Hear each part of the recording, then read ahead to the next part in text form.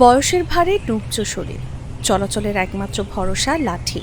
এরপরও বেঁচে থাকতে প্রতিনিয়ত সংগ্রাম চালিয়ে যাচ্ছেন স্বাধীনতা যুদ্ধে নিজের সর্বস্ব খোয়ানো শরীয়তপুরের ৮৫ বছর বয়সী বীরাঙ্গনা যোগমায়া মালো। রাষ্ট্রীয় স্বীকৃতি পেলেও মেলেনি একটি সরকারি ঘর। অন্যের জমিতে টিনের দোচালা ঘর তুলে ভাড়ায় কোনো মতে দিন যাপন করছেন তিনি। অভিযোগ, একাধিকবার সরকারি দপ্তরে ধর্ণা দিয়েও মেলেনি নিজের একটি কাঙ্ক্ষিত ঠিকানা। মৃত্যুর আগে অন্তত নিজের ঘর দেখে যেতে চান তিনি। যোগমায়া মালো বলেন, নিহারি বেড়ের এইখানে আমাকে দৈরিয়া নিয়ে নিছে, নিহারি বেড়ে দৈরিয়া নিয়ে নিছে, ওইখানে মানজরে বাঁচতেছে। এরপর আবার আমার বাসুরে গুল্লি করছে, গুল্লি করতে করতে নিছে, ওই দিকে নিয়ে আসে রাস্তার উপরে মাইরে থেকে গেছে। আমার কাছে জায়গা চাই না, আমার একটু খালি একটু 2টা কোটার ব্যবস্থা করে দেন। মানুষের জায়গা শুদ্ধ আপনারা ঘর দেন, আমি হইয়া চাই না, আমার একটু খালি কোটার ব্যবস্থা করে দেন, আর কিচ্ছু চাই না।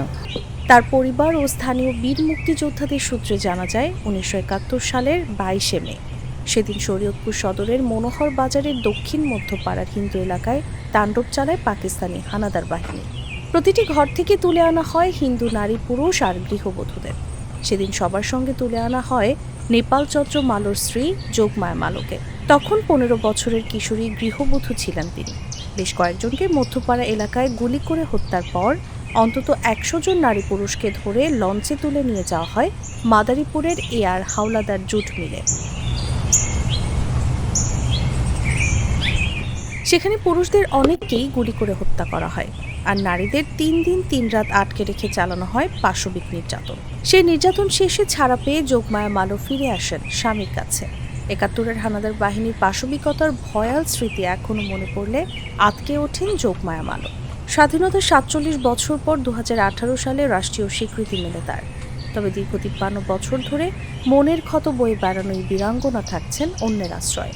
তারা আসে যায়, হারে কইতে আছে ঘরে দিয়ে পাইবেন পাইবেন, আসে আসে রাখতে আছে, হারে এত কিছুই হারে দিতে আছে না।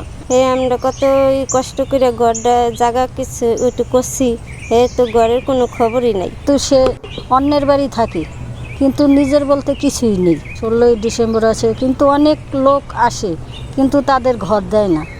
এইভাবেই চলতেছে। সে তো বৃদ্ধ মানুষ, ভাঙ্গা ঘর দুয়ার, নিজের বাড়িঘর থাকলে কি এইভাবে থাকতো? ২ ছেলে অশোক মালো ও উত্তম মালো পেশায় জেলে। তারা ঋণ করে ৩ বছর আগে মায়ের নামে ৪% জমি কিনেছেন একটি ঘর পাবেন বলে। তবে এখনো ঘর পাননি তিনি। একাধিকবার সরকারি দপ্তরে আবেদন জানিয়েও আশ্বাস ছাড়া আর ভাগ্যে জোটেনি ঠিকানা।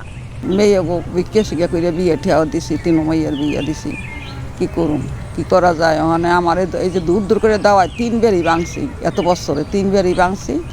এখন আর ওখানে পরের বাড়িতে কত থাকুম, আমি এখন সময় গেছে যে এরাইয়া, এখন আমার একটা কোটার ব্যবস্থা আপনারা কইরা দেন, এইটা আমি আবেদন করি আপনাদের কাছে।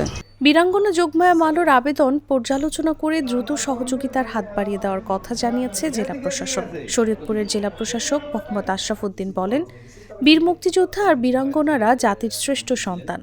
তাদের জন্য রাষ্ট্রীয় যত সুযোগ সুবিধা রয়েছে তার ব্যাপারে সর্বাত্মক সহযোগিতার হাত বাড়িয়ে দেব। যোগমায়ার যে আবেদনটি রয়েছে সেই আবেদনটি আমরা একটু পর্যালোচনা করব। বীর নিবাসের জন্য সরকারের যে নীতিমালা, সেই নীতিমালা অনুযায়ী ওনার প্রাপ্যতা কতটুকু রয়েছে সেটা আমরা বিধি মোতাবেক আমরা পর্যালোচনা করে আমরা আশু প্রয়োজনীয় পদক্ষেপ আমরা গ্রহণ করব। একই সাথে যদি বীর নিবাস সংশ্লিষ্ট কোনো জটিলতা থেকেও থাকে, আমরা অন্য কোনোভাবে তাকে কতটুকু আমরা সহায়তা করতে পারি জেলা প্রশাসনের তরফ থেকে, সেই বিষয়টিও আমরা সক্রিয়ভাবে বিবেচনা করব।